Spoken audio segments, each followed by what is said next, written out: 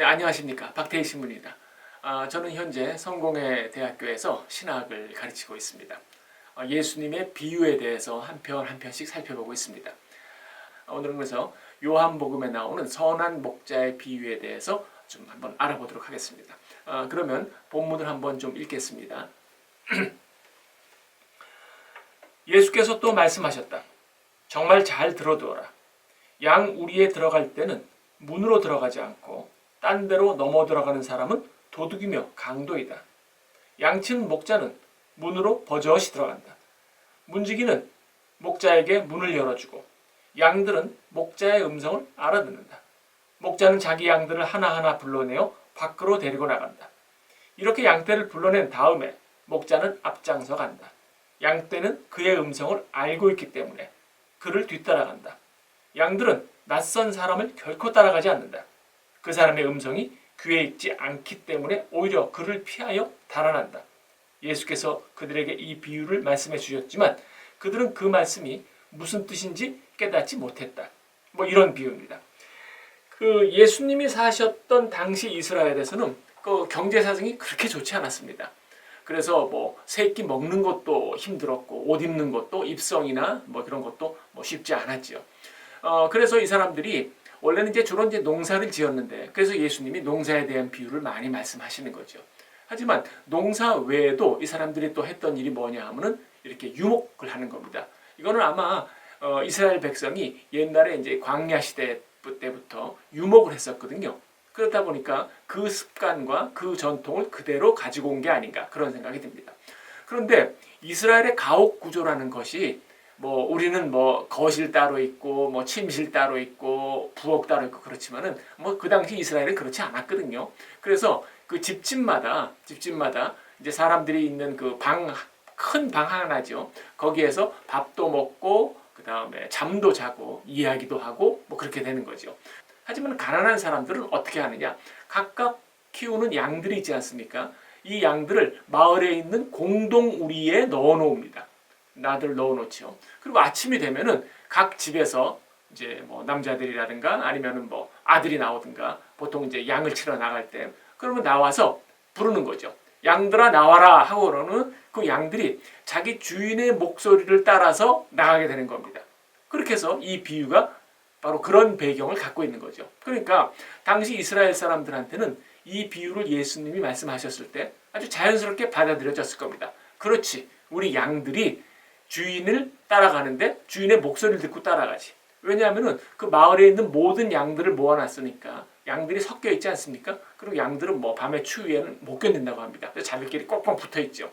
그러다가 아침에 주인이 와서 자기 양만 골라갖고 나가야 되는 거죠. 다른 양 쫓아가면 안 되는 겁니다. 그래서 이 양들한테 목소리를 듣는 주인의 목소리를 구분해내는 훈련을 시키는 겁니다. 그렇게 해서 양들을 데리고 나가고 그렇게 했으니까 사람들이 그렇지, 양들이 주인의 목소리를 따라 나간다 하는 거는 쉽게 알 수 있었을 겁니다. 그렇게 해서 양들을 데리고 나가게 되는데 또 하나 보충적으로 하나 더 말씀드리자면은 이제 유럽이나 이런 데 가보면은 우리나라도 마찬가지겠지만은 양을 치러 다닐 때 개들이 있습니다. 개. 그래서 양을 치는 개들이 있어서 양들이 또 계곡 낭떠러지로 가지 않도록 또 양들이 길을 잃지 않도록 개들이 돌아다니면서 양들을 이렇게 길도 잡아주고 인도를 하고 그러죠.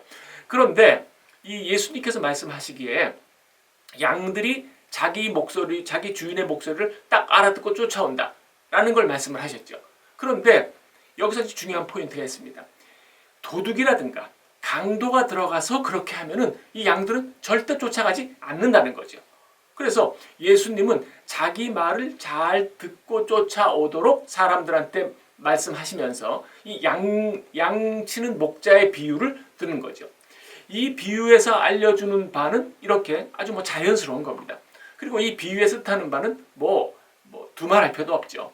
예수님은 제자들과 그리고 사람들에게 자신의 말을 잘 듣고 쫓아와라 하는 뜻으로 말씀하시지 않았겠습니까?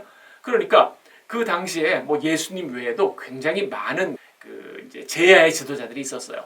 뭐 성서에 나오는 거로 뭐 사도행전을 보면 튜다라는 사람도 있었고 유다라는 사람도 있었고 뭐 그렇게 이제 곳곳에서 그런 이제 제야 지도자들이 등장을 하고 했는데 그런 제야의 지도자들이 등장하면 사람들이 몰려가는 겁니다. 그러니까 제도권 종교인들이 있는가 하면 뭐 바리사이나 사두가이나 뭐 이런 사람들이 있는가 하면 예수님과 같은 제야의 지도자들도 있었던 거죠. 그래서 예수님은 많은 사람들이 당신을 부르고 있다. 여러분을 부르고 있다. 하지만 중요한 것은 예수님의 목소리를 잘 듣고 알아서 쫓아와야 된다는 거 아니겠습니까?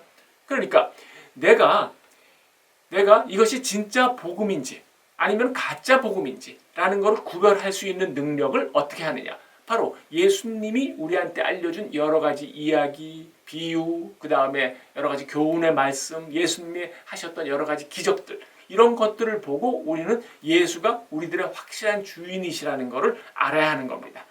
그게 이 비유에 갖고 있는 목적이죠.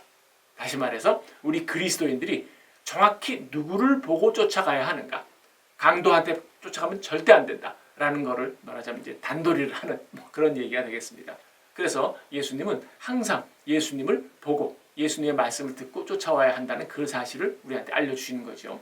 오늘날에도 이와 비슷한 상황이 있지 않습니까? 오늘날에도 예수님의 말씀, 정확한 복음의 말씀, 그거를 보고 쫓아가야 되는데 정말 뭐 이런 말 쫓아가고 저런 말 쫓아가고 같은 신앙의 길을 걸으면서도 여러 가지 다른 유혹에 빠지기도 하고 그렇지 않습니까? 그래서 자신이 어떻게 예수님을 올바로 쫓아갈 수 있는가라는 문제는 뭐냐면 결국 예수님의 말씀을 잘 알아듣는 귀가 있어야 되지 않겠습니까? 여기에서 우리 이 비유가 갖고 있는 핵심이 있는 겁니다. 오늘날 우리한테도 여전히 이 비유는 중요합니다. 목자의 목소리, 목자의 음성을 기억하고 쫓아와라. 우리들의 평생 신앙생활에서 큰 귀감이 되는 그런 말씀이라고 하겠습니다. 감사합니다.